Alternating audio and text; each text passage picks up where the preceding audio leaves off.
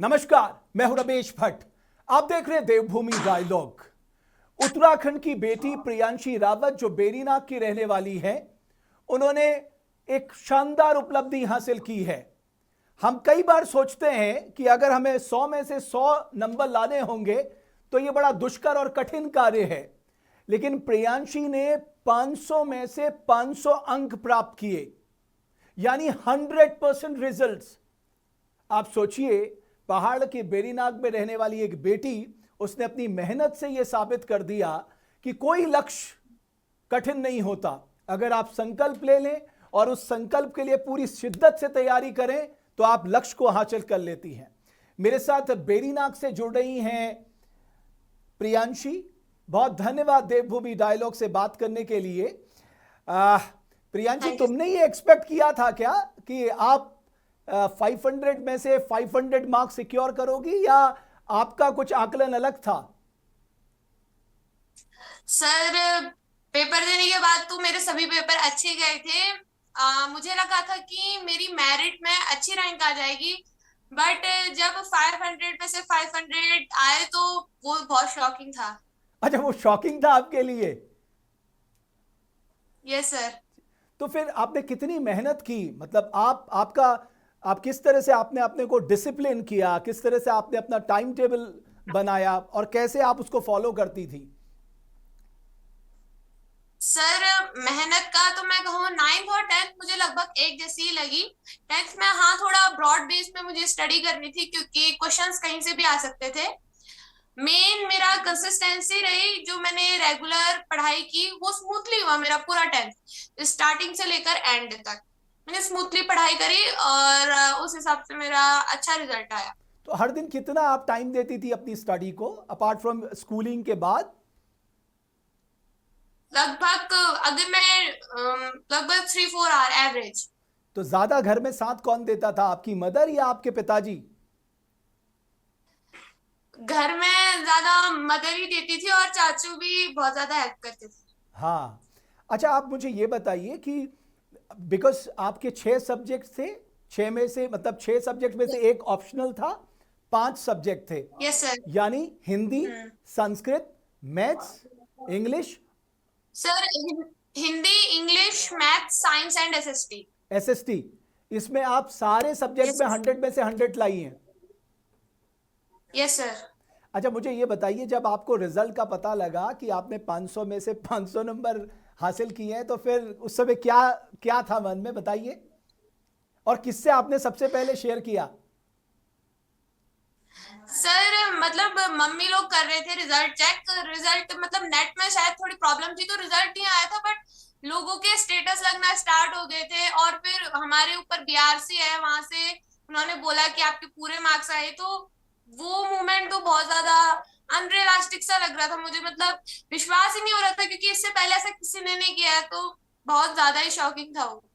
तो आपको किस किस के फोन आए? सबसे ज्यादा खुशी किसके फोन आने पे हुई आपको?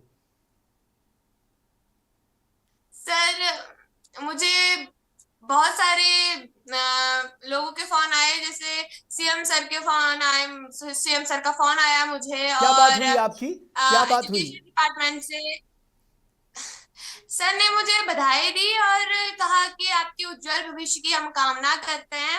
और उन्होंने कहा कि आपने रिकॉर्ड बना दिया है तो आपको इसे आगे भी कायम करना है। तो आपने कुछ बोला उनसे कि सर, आप लोग बेटियों के स्कूलिंग के लिए, उनकी स्टडीज के लिए, वो फ्यूचर में ज़्यादा अच्छा कर पाए, उसके लिए एक अच्छा एटमॉस्फेयर, अच्छा इकोसिस्टम भी दीजिए? नहीं सर, इतनी बात तो नहीं करी मैंने। मतलब हाँ, मैंने उनसे थैंक यू और हाँ हाँ मैं जवाब दिया। तो मन में था कुछ, मैं उनसे कुछ बोल लूं अपनी पढ़ाई को लेकर, या अपने पहाड़ की बेटियों की पढ़ाई को लेकर? नहीं, मेरे मन में ऐसा तो नहीं था, बिकॉज आजकल फोन है तो मुझे लगता है कि इतना ज्यादा कठिन तो नहीं है। चलो, मुझे बड़ा अच्छा लगा कि अभी भी आप तो आगे क्या सोचा है प्रियांशी, आगे के बारे में क्या प्लान कर रही है? बिकॉज आपने एकेडमिक्स में वाकई कमाल कर दिया। आपने, मैं कहूंगा, आपने एक बेंचमार्क सेट कर दिया है जो दूसरों के लिए आने वाले समय में तोड़ना बहुत मुश्किल होगा। बट आपकी आगे की प्लानिंग क्या है? 11th 12th क्या आप सोच रही हैं अपने फ्यूचर? आपने क्या तय किया है? सर, डिफेंस में जाने का सोचा है। मैं एयरफोर्स में फाइटर जेट पायलट बनना चाहती अच्छा, आप फाइटर जेट पायलट बनना चाहती हैं। हूँ। Yes sir. तो अपने अपने ड्रीम के बारे में आपने अपने पेरेंट्स को भी बताया है।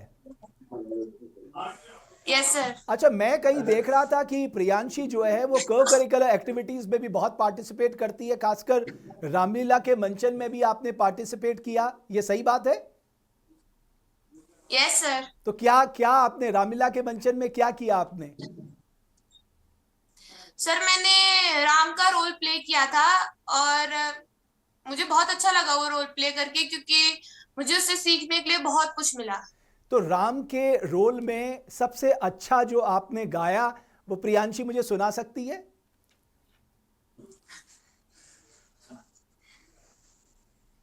अम, मुझे सबसे अच्छा धनुष तोड़ते समय मुझे सबसे अच्छा लगा था। हाँ, तो आप सुनाओ ना, तोड़ू पुराना धनुष आज शिव शंकर वाला है ना, यस सर। वो सुनाओ। तोड़ू पुराना धनुष आज शिव शंकर वाला। तोड़ू पुराना धनुष आज शिव शंकर वाला। जानक जी के प्राण वाला, सीता के स्वयंवर वाला। तोड़ू पुराना धनुष आज शिव शंकर वाला। तो प्रियांशी, इसी इसी एपिसोड में एक और गीत है ना, वो जब परशुराम जी नाराज हो जाते हैं तो वो कहते हैं कि क्यों करते हो क्रोध मुनि जी, क्या है दोष हमारा, जनकराज ने सभा मध्य में जोर से यही पुकारा, सब राजे उपहास योग है धनुष ना किसी ने उभारा, ये भी है ना? सर ये तो नहीं गाया था मतलब हमने। अच्छा, ये नहीं गाया था। तो ऐसे तो राम के तो बहुत गीत नहीं। हैं, बहुत गीत हैं। हाँ तो वो गीत भी तो है, तनक निहारो तुम जानकी की छवि भाई। सर, जब वरमाला हो रही थी तब तो पहनाओ जय माल प्यारी वाला गाया था। चलो, बहुत अच्छा। मैंने जब देखा, जब भी कोई भी बच्चा अगर स्टेज फेयर को हटाना चाहता है तो रामलीला मंचन जो है उसका सबसे अच्छा जरिया है, क्योंकि मैंने खुद अपने जीवन के 13 वर्ष रामलीला को दिए हैं, इसलिए मैं कह सकता हूं कि स्टेज फेयर के मामले में वो एक ऐसा मंच है जो दुनिया के किसी भी मंच में अगर आप खड़े हो जाएंगे, अगर आपने रामलीला मंचन में पार्टिसिपेट किया है तो आप अपनी बात को मजबूती से रख पाएंगे। फाइटर पायलट बनना चाहती है, आप ये बताओ, आपके घर में बहुत सेलिब्रेशन चल रहा होगा, प्रियांशी है? Yes sir. तो क्या क्या हुआ सेलिब्रेशन में? आपने कुछ बोला कि अपने मदर फादर से कुछ बोला कि देखो मैं 500 आउट ऑफ 500 लाई हूं, अब मुझे आपसे ये गिफ्ट चाहिए? अभी तो मैंने ऐसी बात नहीं करी है, बट मैं बाद में बोलूंगी। कुछ है दिमाग में? हाँ। ओके प्रियांशी, एक बहुत सीरियस बात, जब आप अपने साथियों को देखती हैं, पहाड़ की दूसरी बेटियों को देखती हैं, उनके लिए क्या अभी आपके मन में कोई ऐसा मैसेज है, कुछ आप कहना चाहती हैं? मैं ये कहना चाहूंगी कि आपको सबसे पहले फ्री माइंडेड होना चाहिए और बिल्कुल भी कंजर्वेटिव थॉट्स आपके मन में बिल्कुल नहीं होने चाहिए।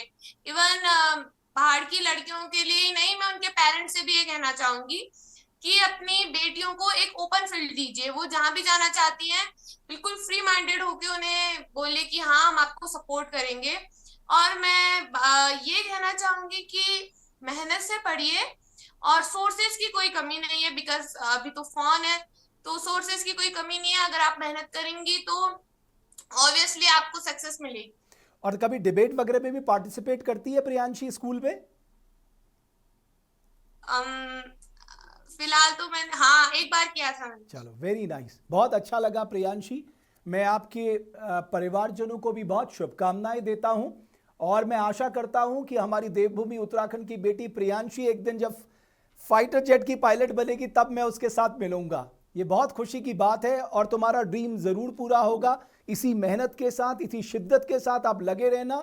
आज मुझे लगता है कि पूरे उत्तराखंड की बेटियां जब आपको देख रही होंगी तो जाहिर है उनके मन में भी ये सवाल आ रहा होगा कि अगर प्रियांशी कर सकती है तो हम क्यों नहीं।